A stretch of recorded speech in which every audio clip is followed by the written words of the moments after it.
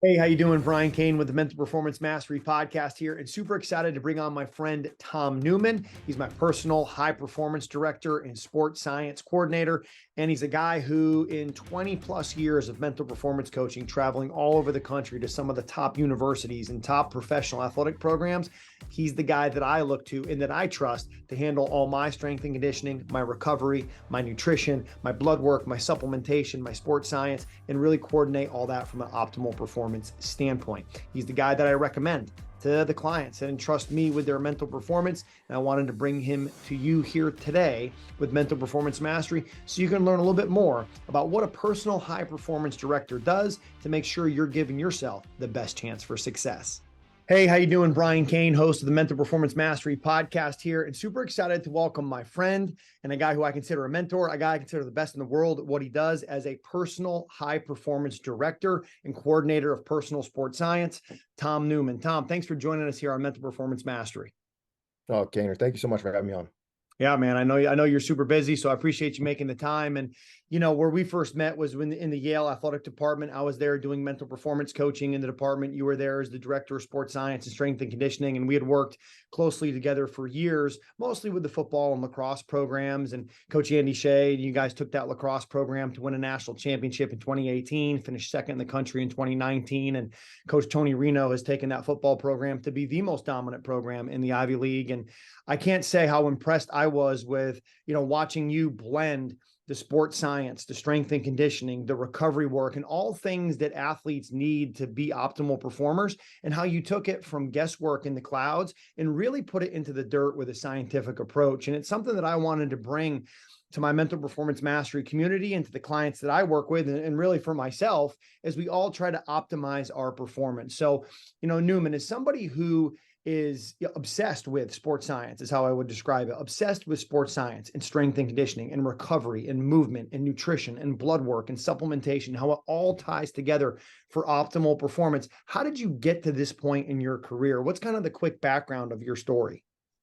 Yeah, I mean, so it's been quite a crazy journey. I mean, from a personal standpoint, from the high school days of having a coach, arguably one of the best coaches in Europe. If basically, you had Andy Reid come down to, your high school and coach your football team. That's what it was like to have our volleyball coach who had 20, 30 years in Europe, teaching us about numbers and teaching about statistics. And I think that especially in athletics, that really impacted me because everything that we do can be measured in one form or another. And so throughout that time, I really became obsessed with kind of trying to optimize my game and my craft as an individual. But along the way, you stumble. I had stress fractures in both legs my senior year. It was our big year. Team was really good, but then I had to learn about training. Well, what's training? Brian McDonough in Foxborough, still there today, one of the best strength coaches in the world, wrote me my first plan, and he wrote it for free. And so that really impacted me about giving it and paying it forward, not only to other coaches, but to other athletes that kind of need it. Because for me, and to many people still, this stuff is magic. What do you mean I can combine this? And I think that shock that, wow, if I do this for 6 weeks, I have to trust in the process. And that's a word that you and I use all the time because it doesn't happen overnight. Strength and peak performance is reserved for the few. Otherwise, everyone would be elite, but they're not. And so I really got excited about learning about that stuff, went through my internships, went through all those different experiences, did both personal training, did Division III. As you alluded to, you and I connected at Yale back in the day. And again, what were we trying to do? Trying to build a high performance community. Well, it starts with, the mental game. So that way you can drive your habits and behaviors to do the physical things and then combine it together. But what I realized from there, and then as I went on to work at Hawken Dynamics and working with other institutions, is that things are kind of scattered. When we look at, kind of what needs to be done on a day-to-day basis, it can be pretty cumbersome. And so what I've, done now and kind of with clients that we've worked with is really try to streamline that, because that's what makes me excited, because there is for sure a way to do things better when you're streamlined. But right now, especially in athletics, everything's analytics, but it doesn't help you when the nutrition analytics doesn't talk to the strength person. And then there's the strength analytics, and then there's this expert. And so you get this siloed effect. But at the end of the day, sports is a relationship business. Even at the highest level of, say, an individual sport like a sprint, there's usually a team that has to support them, but there has to be a level of competency. We talk about the 3 C's when we talk about coaching, and that's that you have to have the credentials. So you have to know the science, the books, the theories, but you also have to have competence, and then you also have to be committed. And what I've found, and why you and I have, connected here is there's a lot of guys that are saying, well, either A, I don't have this resource, or B, I don't think that they're talking to each other. That maybe they're not committed. So it was trying to provide a solution where guys could come and, say, hey, take this over so I don't have to worry about it. And that's where this high performance model kind of came, to work with people for some of these tough cases, whether they're coming back from injury, whether they're trying to get into one of their contract years. It's really being able to kind of leverage those resources and experiences that I've had to pay it forward to help them out. Because again, especially in professional athletics, it's a small window of time to make a lifetime worth of, of money. And so how can we stretch that out, and how can we optimize that? So that's kind of my long-winded answer, how we got to this place. And as we continue to push forward, really kind of, rewrite history for some, but then also forge forward with some new innovations. Yeah, and as we're recording this on a Wednesday, we have the yard crew who's here at the Cain house now outside of the studio leaf blowing, which they don't normally come until Friday. It being a holiday week, they decided to come on Wednesday, unbeknownst to me. So that's why I record podcasts on Wednesdays and not Fridays. So I apologize for everybody having the leaf blowing in the background. But you know what? One word: good. We're going to proceed on anyway. So Newman, one of the things that you recommend athletes do, and it's one of the things I've done, is a DEXA scan. And I had my first DEXA scan done back in here, if we look in January of 2017, and then I had another one done in April of 2017. And then most recently here, as we kind of reconnected and started to take this to another level, I had one done in November of 2023. And if just so personal, as you read these for us, these are one of the things we're going to want to have athletes do. And it's one of the tools that you use as a personal high performance director. And just so people know, before you kind of read this and dive into it, is in November of 2016 is when I did my first full distance Ironman triathlon. My second full distance Ironman triathlon was in April of 2017. So this is without question the best shape of my life that I was in. It's interesting to see where I was starting from. And then here we are, 6 years later doing another DEXA scan. And I'll have you kind of read through the results on this, because this is one of the first things that we're going to do, with clients as a personal high performance director. Yeah. So, and again, for everyone, just to understand, why do we care? So when we think of body comp, a lot of people talk about body fat. And personally, for me, if you're training and you're doing all the right things, I'm less concerned about body fat. I'm more concerned about muscle, because muscle is the motor, if you will, of the body. And the thing about muscle is that it regenerates pretty quickly. Your legs get sore. Well, within a day or two, they get better. Ligaments and bone, they're on a little bit of a longer timeline. And so one of the things that early on in my career was pressed upon is, you are kind of a culmination of what you eat and what you train. And so when we go in here and look, within every sport, there are bands and ranges of acceptable lean tissue. So you can just take the mouse and scroll over there and you look at your lean tissue, and so that's anything not fat. We're able to go in and look and say, okay, over a 6-year period of time, we have a 45-year-old male. So from 39 to 45, there was barely any change when we start talking about that lean tissue. I mean, this is within the range of error. So every test has a percent range of difference. DEXA is the gold standard. But again, you need to make sure that if you did it in the morning, you're always doing it in the morning. Make sure your hydration's on point. But what I'm getting at here, Kainer, is that, you and I've talked to people where they might, this is nothing. We have people that within 2 or 3 months, this number could change 5 to 10% of their entire mass.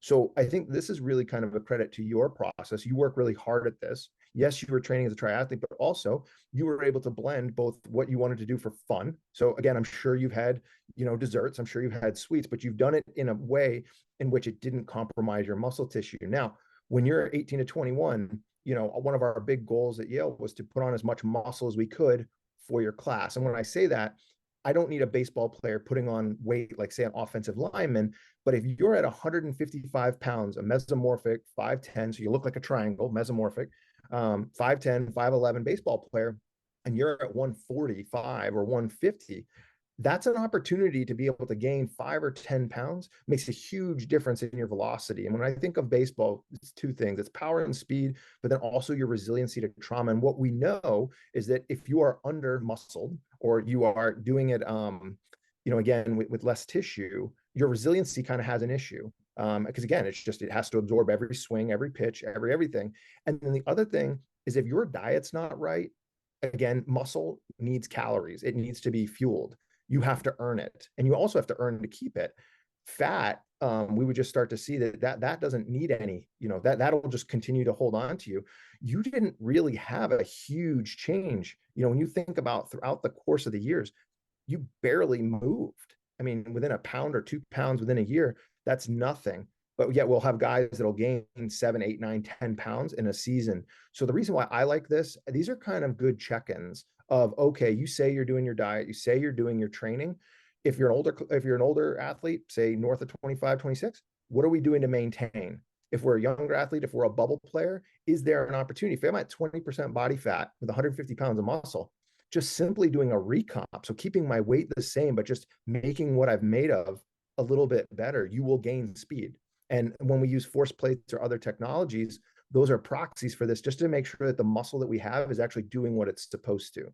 Because again, muscle will perform the way that you train. So if you need to be a slow power lifter, we can do slow, powerful things. But if you're an explosive guy, we can go and say, okay, well, what's speed versus agility? If I play shortstop versus outfield, there's different velocities. But again, the only thing that makes motion in the body is the muscle. And then the tendons and ligaments and the nervous system work in kind of concert to optimize that.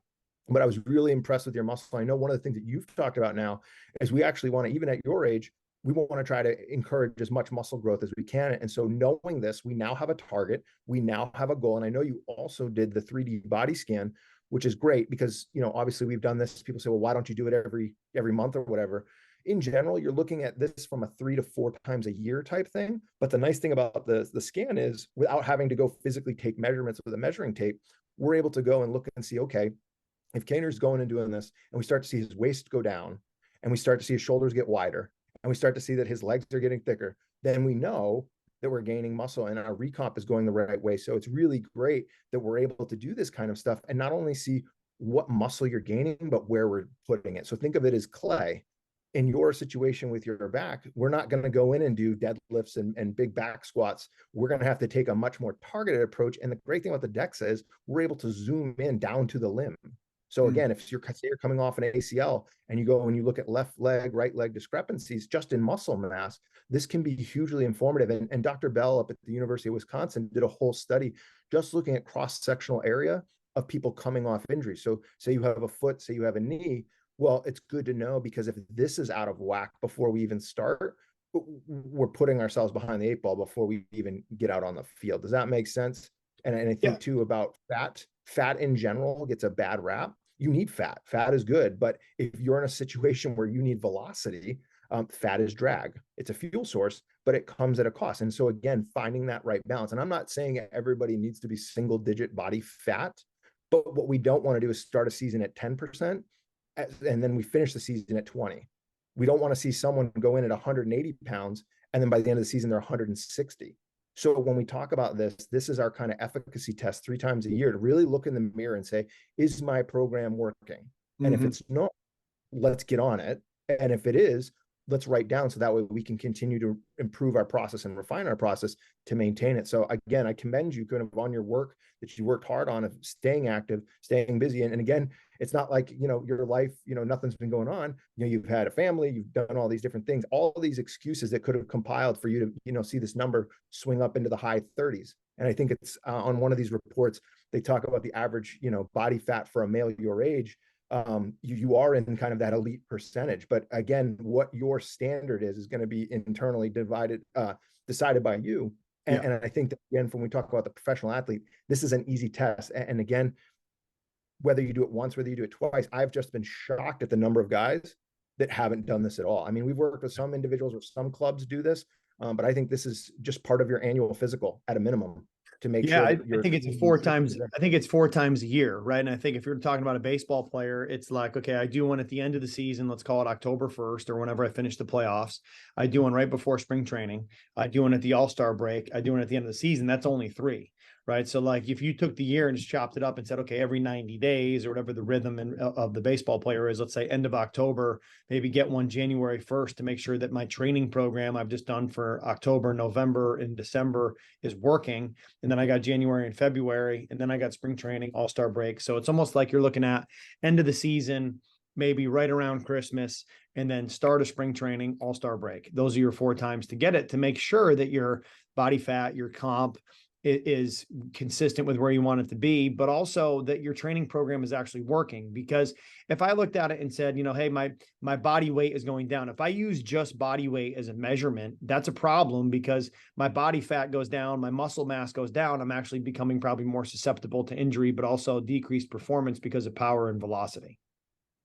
Yeah, you're just, and again, injury is a part of the game, but what we can say for sure is if you're going catabolic, that process globally is less beneficial to someone who's more resilient. And to your point, I've seen cases where individuals, oh, I lost 10 pounds. Well, but if 6 or 7 pounds of it's muscle, you actually got smaller and fatter. Yep. And that is good. And so what we want to do, and you alluded to the point of, whether it's 3 times or 4 times a year, for sure there's 3. But say that I'm a guy that loses weight in season. Maybe you do yours in May and August. Maybe you split that up into a double, or you say, hey, like you said, I'm going to do an October, and then I'm going to do a December, whatever it is. But the point of what we're trying to hammer home to listeners is that you better be accountable for your training and your nutrition. And the great thing about this is that it doesn't lie. I mean, this is the gold standard. And so whatever you did, whoever you worked with, they should be held accountable to, hey, I was on a muscle building plan. We should see it. And is it 1 pound? Is it 2 pounds? Is it 3 pounds? And then what was your maintenance, especially in the sport of, say, baseball? That's a long season. That's a lot of time for the things to start to slide. And so what we want to do is catch something when it's a check engine light and not when it's blinking red. And now we've had changes in movement patterns that now, like you said, make us more susceptible to things we otherwise wouldn't have been. Well, and it takes literally 20 minutes to go into DexaFit, schedule an appointment, get on the what was, like a X-ray machine. They take the scan of your body, you get your report. It takes 20 minutes, and they're all over the country. So for a lot of our players that are going to be living in Arizona, and let's say they live in Florida in the off season, they come to Arizona for spring training, they're playing somewhere in Ohio during the year, they're going to have DexaFits near them everywhere they are, so that they can go and get this test done. And for somebody who's really into it, they could do it 6 to 12 times a year. They could do it monthly if they wanted to see where they're at, right? I mean, it's not, these are the type of guys that we have that are obsessed with performance because their body is literally their meal ticket. So, for people that are listening to this podcast on wherever you listen to podcast, Apple, Spotify, if you got a chance to see the video, you would see the data that we have pulled up here, right? And from 2017, January, I was 190 pounds. In April, I was 184. If you go to, lean mass, I dropped 2 pounds. Body fat wise, I dropped, if we go back into the top, I dropped 1.5%, right? But here we are now 7 years later. So 2017, 6 years later, 2017 and 2013, my body fat went from 18 to 18.4. My lean tissue went from 148 to 145. So we want to get better with that. But visceral fat has even gone down from 0.86 to 0.45. So, it's pretty cool to see that with not doing Ironman training, but just everyday sort of life training, I have stayed relatively the same. I think now, Newman, the goal becomes, what's a realistic fitness goal for me, you think, in the next 6 months? I'm 45. I got 2 kids. I'm running a very successful but time-consuming business, which I love. I love fitness and working out. Is it realistically for me to say, hey, I'm going to get body fat to 16% and I'm going to get lean tissue to 150? Is that realistic? Well, again, we'll see as we get into it. But what I think, listeners need to understand is that I would challenge you to go find someone who's 45 years old, that their body fat has stayed within the margin of error of the machine. If this machine, say, has a margin of error of 1%, 1.5%, 2%, Kainer, you've done an incredible job. This is wild. And again, it's nice to see that your efforts, have proven, that they've been working. But, for you, whether we go 145, it's try to bring that up to as high as possible, but without limitations to the back. And so I don't really try to jump into, getting fixed in on a number. It's a general guidance. Is that lean mass going up? And by the lean mass going up, your percent body fat will go down. And if we lose fat, that's fine, but you don't have much to work with. So again, we'll kind of get that. We'll deal with it as we get through it. But in 6 to 8 weeks, my hope for that number is to be as close to 150 as possible. Again, a 5 pound swing, a 6 pound swing for someone your age would be phenomenal, but it gives us a very clear roadmap of what we want to try to do. Yeah. And it was pretty cool that when you get the DexaFit app, right, one of the things that they do is they give you a biological age.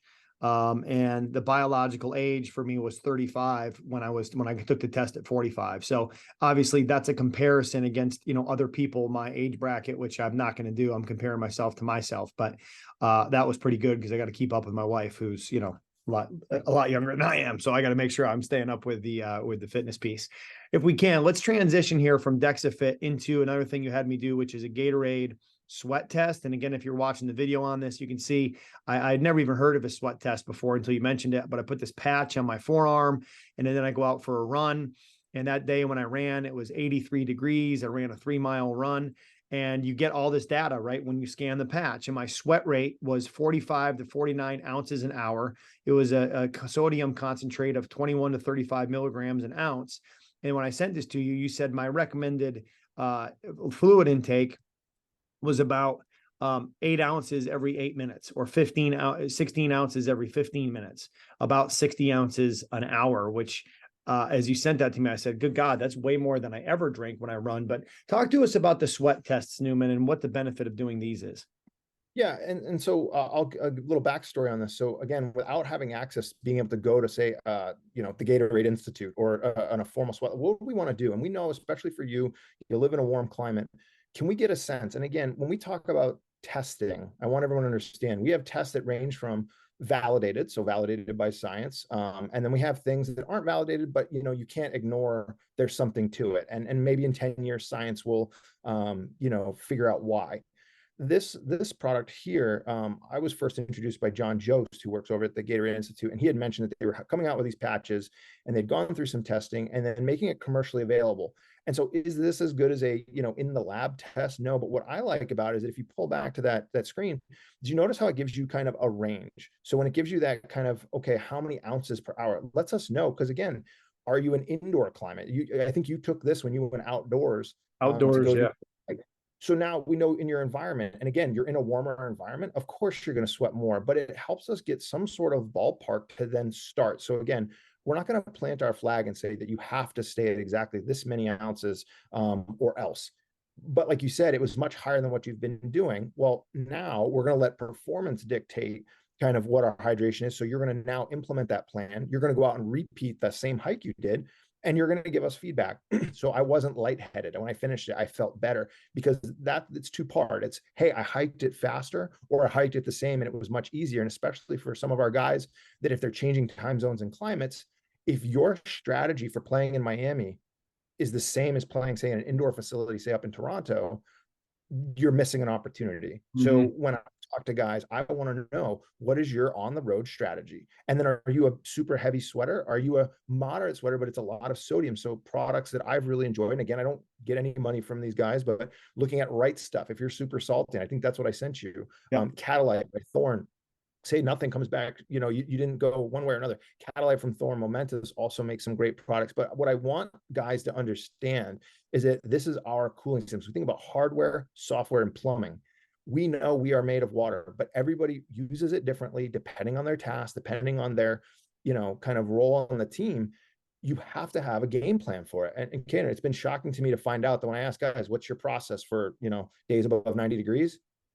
It doesn't sound much different than the 70-degree days. Or what do we do when it's 40 degrees out and you're not even thinking about hydration because you're not thirsty? Again, by the time you're thirsty, it's too late. So this is one of the things that I like using, just to bring kind of awareness to you need to have a strategy, behavioral type thing. And then we keep an eye on it, but we use this kind of as our compass to start with hydration. Yeah. And the thing that's great about it, right, is it's literally a patch that you put on your forearm. You go and exercise for a certain amount of time. And when you're done, boom, you scan it and it gives you that data. I send you that data and you go, here's our protocol. So as my personal high performance director, if I'm a baseball player and I'm training in Miami this time of year, I'm going to do it as I go do a workout, send it to you, find out what I need there. I come to Arizona, way different, not as humid. Now I'm out here for spring training. I'm going to put the patch on, scan it, send it to you. It's a day game. It's a night game. I mean, the patches, I can just have a stack in my locker and do them, send the results to you afterwards. And you go, okay, this is the environment we're in. We put together an Excel sheet and we know here's what we got to do. Because you're right. If I'm playing in Texas in August, it's a lot different than if I'm playing in Boston in April. I've got to hydrate differently based off what's happening. And it's so easy now. I remove the guesswork by put the patch on, do my activity, scan it, send it to you, let you tell me what to do, and we move forward. Really easy. Yeah, and I know people go back and forth on what technologies they like and this and that, but what I would say is we try to leave no stone, uncovered. So we go and take a look at it.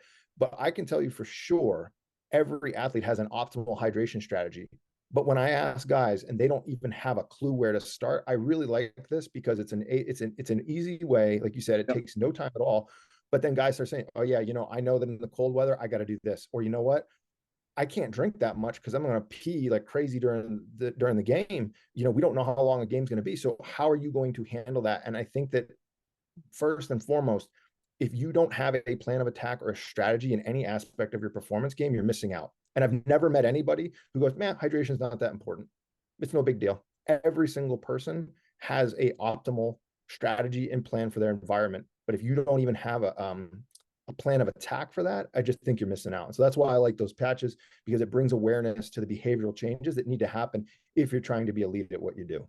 It's the same thing with the mental game, right? It's why I would say that in my 20 years of mental performance coaching, one of the best strategies to use is a success checklist, because it allows us to bring some data to the behaviors that are required around the mental game. And if I'm asking an athlete to do mental imagery, to watch a mind movie, to do a meditation, to hit concentration grids, to practice their routines, to journal on a consistent basis, to do certain readings, whether it's the ABCs of pitching, the Daily Stoic by Ryan Holiday, whatever, there's a whole list of things that we could have guys do.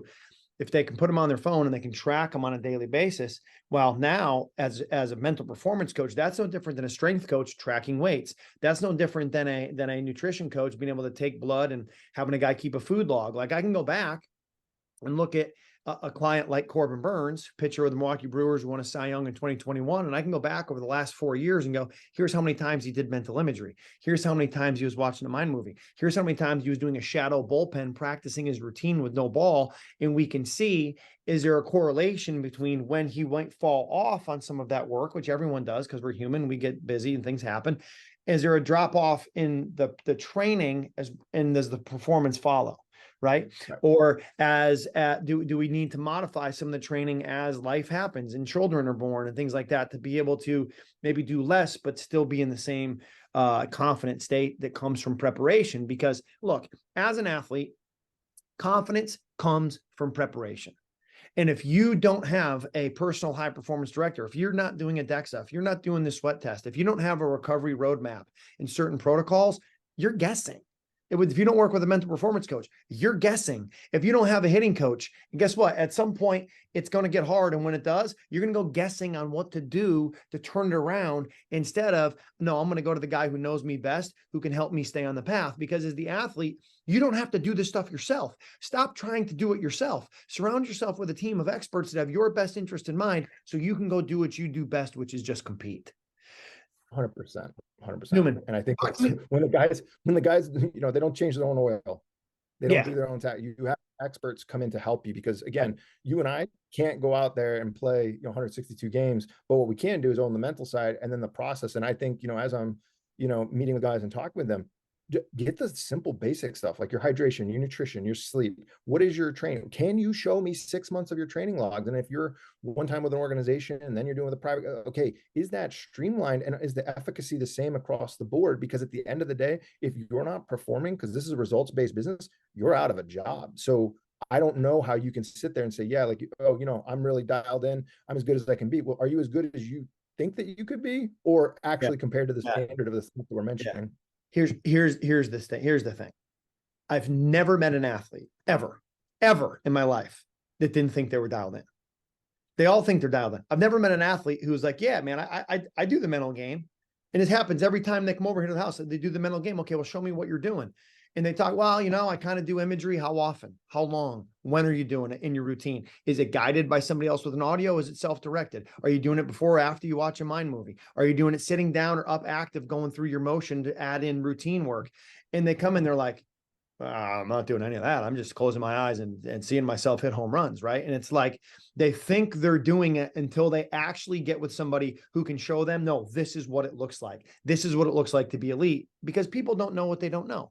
They don't know what Right. they don't know. So we can't hold them to a fault, but I'm not going to sit here as an entrusted mental performance coach to some of the top athletes in the world and go, well, I'm going to let them have to figure that out on their own. No chance. I'm bringing in a team of people, whether it's financial advisor, whether it's movement specialist, whether it's nutrition, whether it's a chef in a certain part of the area. And I'm putting a team together so that I can truly be the mental performance coach and an architect to help these guys surround themselves with the right team to invest into themselves and maximize their potential. And part of that, Newman, is having a recovery roadmap. Talk about the recovery roadmap and kind of that spectrum of recovery, because I know that's something that you do a ton of sports science and research on currently.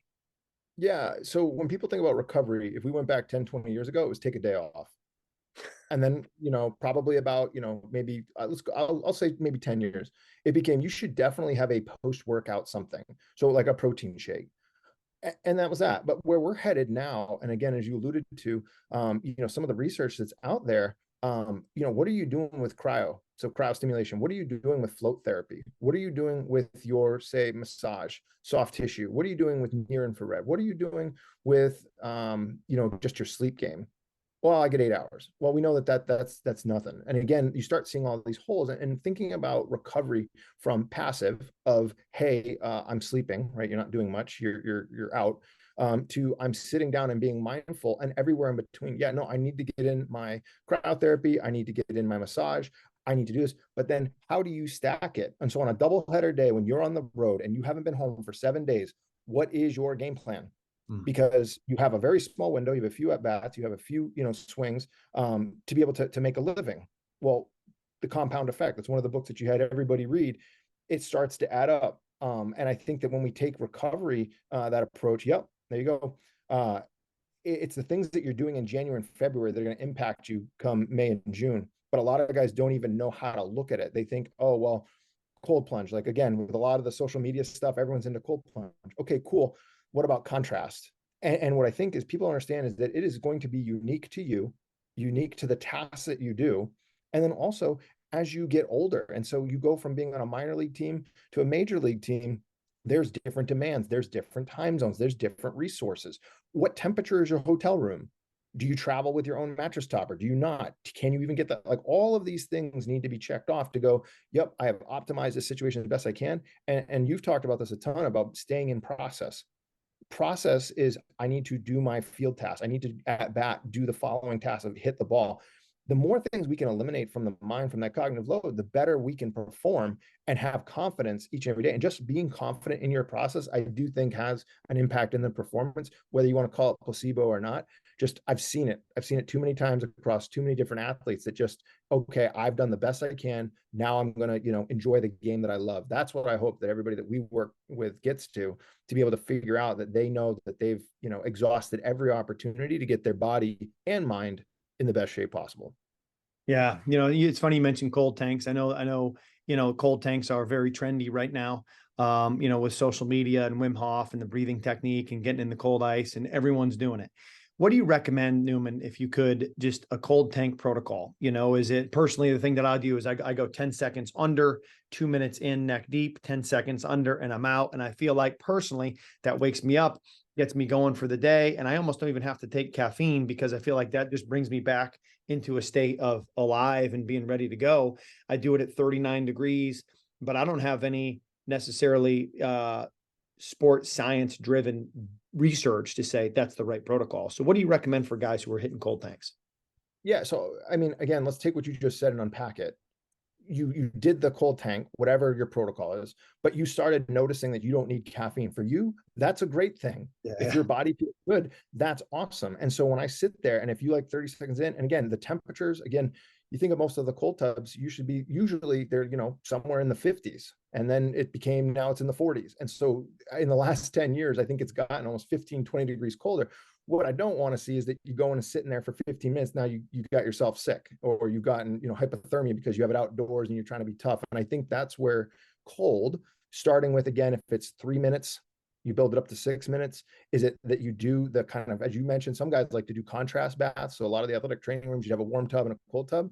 What I would say is, what are we trying to do? So if you told me right now, you want to design a plunge that, lets you not have caffeine, we're going to experiment it. And the one that sounds like that you're doing now works. Now, There's no interference to our workouts. You've been crushing workouts. So that's good. So what I would say is for you, we would stick with that. But I basically would break it up into either a short period of time, so getting in and getting out, or we would just do 3. And I think, again, you have to look at the literature, but that 3 to 6 minute kind of range and temperature, depending, well, should have an impact. So for you, I think that works. A guy that goes in and says that they just don't like it, it gets them, they're freezing all day long, or it's just mentally, it doesn't help them. I think that's the guidance. And that's a good example of, I don't care what the science says.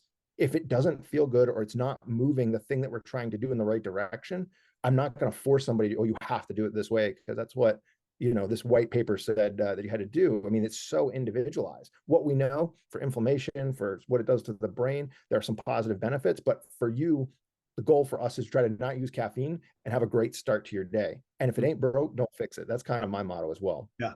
Yeah. Interesting. It's funny you do mention how the temperature of the cold tank, how it has dropped, right? Like if I go to the University of Oregon and I'm jumping in a cold tank there with those guys in their unbelievable, fitness training room complex that they have, it's 52 degrees. And I come back home and it's 39. And it's like you get into 52 and it's cold for 10 seconds. You get into 37 and it's cold for as long as you're in there, and you just wonder, like, and then I have one of my UFC fighters, she lives in Colorado, and she goes into this river that's like, I think it's like 22 degrees or something, and it's flowing water. I go, how is that thing not iced over? But she goes in there and sits in there for minutes, So it's like, how do you determine a starting point for somebody? Yeah, I start with the task. So what are we trying to do? Are you just doing it because you saw it on social media? Is there a problem? Because remember, how many hours are there in a week? Yeah, 160. And when we go through, if you're going to spend the 5 minutes, 10 minutes to do that, is it really worth it? And again, if you go into cold water, that's cold. And again, the body's an amazing adaptation machine. But if you go in and you give yourself frostbite, or you go in and I think to like cryo is -220, -230, but it's only 3 minutes, I would throw that into the spectrum of cold. What are we trying to do? And again, is it that you really enjoy it mentally? Are you getting a physical response? Because I can tell you there were guys in the college days that if they did not cold tub, they would just break down by the middle of the week, even though they didn't really like it. When we did soreness and we did some of the other force plate testing, that there was definitely a need to go in. And like you mentioned, I remember days with athletic trainers, if you went in, above, kind of like if you sunk into your neck, they'd kick you out of the training room. Because again, from a liability standpoint, everybody responds to this stuff differently. But I start back with the question of, what are we trying to do? And what's the minimum amount that we need to do to get an effective dose response? So that's kind of my, what do you have access to? If you live in Arizona, you can't do the river thing like the lady does. Okay, well, what about a tub? Well, I can't do a tub, but I can do a cryo. Okay, cool. But is it a soreness? Is it mental? Is it body fat? Like, we know there's been tons of study looking at cryo, looking at changing body composition. Like, that's actually a whole like hospital medical thing, is that you can use that in conjunction with training to reduce, your BMI when you look at those studies. But again, if we're just doing it because everyone else is doing it, I think that's where it becomes a problem. So I always start with, what is my problem? And then what is this intervention going to try to do? And how do we mitigate against the negative effects? Yeah. Yeah. And I think for me, the purpose for me for cold tank is trying to get myself awake and active without having to take caffeine in the morning, or delay my caffeine intake so that hopefully I can burn off some of that adenosine that builds up while you're sleeping. And then midday, take one as a spike in energy without having to have more caffeine. And then also some of the thermogenic fat loss that comes with it. And then frankly, I just feel like less inflamed, and I feel better getting out of the cold tank than I do if I don't do it. I also like the mental benefit of getting in there, and it sucks. It's cold. I don't like it, but I get in there and I focus on my breath, and it's like almost a 2-minute, I call it the 2-minute round with Mike Tyson, where I'm getting in there and I'm like, I don't want to be in here. This sucks. I want to get out of here, but I just breathe and I stay through it and I survive, and then I get out and I go on my way. So that's kind of why I do it. I like those benefits of it. And I know everyone has their own reasoning for it. Yeah. And I think that if we took that away from you, we would see a negative impact on your performance. You would have more caffeine. You wouldn't feel as mentally clear. So when we talk about performance, it's so unique to the individual that we have to let the performance kind of dictate, what it is. We take it away and we start to see changes. Okay, we need to add it back. Now I'll flip it to you. I hate the cold. Like, if you told me to go sit in a cold tub, that is my least favorite thing. Now on the other side, I love sauna. Put me in a 200 degree, old fashioned sauna. I'll sit there 4 or 5 times a week, and the mental clarity that I get all day long from sauna, from blood pressure, from just how my joints feel. It's unbelievable. It's like taking a whole bunch of ibuprofen and Tylenol without like the negative effects. So for Mm. me, sauna is a huge part of the ritual. And for me to be able to sit in for 20 minutes, A, I like it. B, I can show you in my lift numbers. It's there. So that's where an example of you and I might be trying to do, say we're going to lift or have the same workout. How we approach that may be different, but we're using both subjective and objective data to tune it up. And again, if I had to, my life depended on it, I'm going to jump in a sauna, I'm going to get myself ready. And then within an hour, I'm going to get after it in the gym. I know that'll be a much better workout than if I don't. It's awesome, Newman. I got 3 more questions for you. I want to talk about the difference between red light and near infrared sauna. Since you brought it up, I want to talk about float and sensory deprivation, and then how people can get a hold of you. So talk to us about the difference between red light and near infrared sauna. Yeah. So again, this is a lot that we see. And again, I've had to do my own personal education on this and looking into it. So there's a lot of red light. And so you see it a lot kind of in the aesthetic shops. There's like devices you can bring at home. If you go back and look at the history of kind of low light laser therapy, there's been positive benefits. So the company that used to make cold lasers for treatment, we know that if you put a laser on a joint for rehab, athletic trainers and physical therapists have used this for years. Well, now that's expanded to these kind of panel displays to your face. The ones that we recommend is the Novathor bed and then the Arc LED bed. Those are completely different. And when we talk about what are we trying to accomplish, what is the science behind it, I think guys have to be really careful because at least from my perspective, the sauna that I mentioned to you is the old fashioned Swedish heat, stone, 200 degrees, go. The infrared and near infrared really makes it a specific distinction between the wavelengths and what it does. And I would caution people, oh, why would I go here when I can get this for free? Make sure that you understand which bed you're in. Again, near infrared, you can't see. The only reason why it's red is so that you know that it's on. At my full-time job, we have one. People come in, they use it. They're able to feel better. And again, that has been a validated measure that we're continuing to do research in, but also can be part of your daily practice. Now, that being said, that is different than sauna. And so when people interchange, oh, I went into a sauna, my first question is, well, what kind of sauna?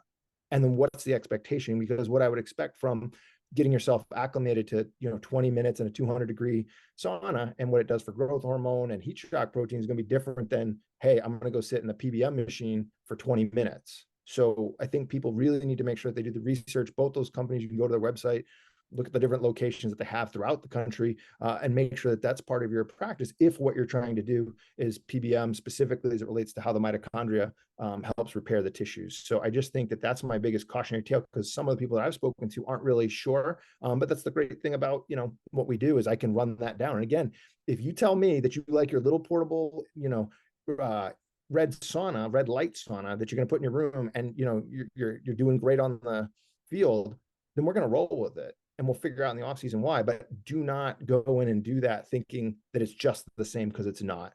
And I think it's a really slippery slope. We see this with supplements as well, ranging from stuff that's made at home or in factories overseas to someone like Thorne, where they're made in a plant that is basically pharmaceutical grade products from raw source all the way to production.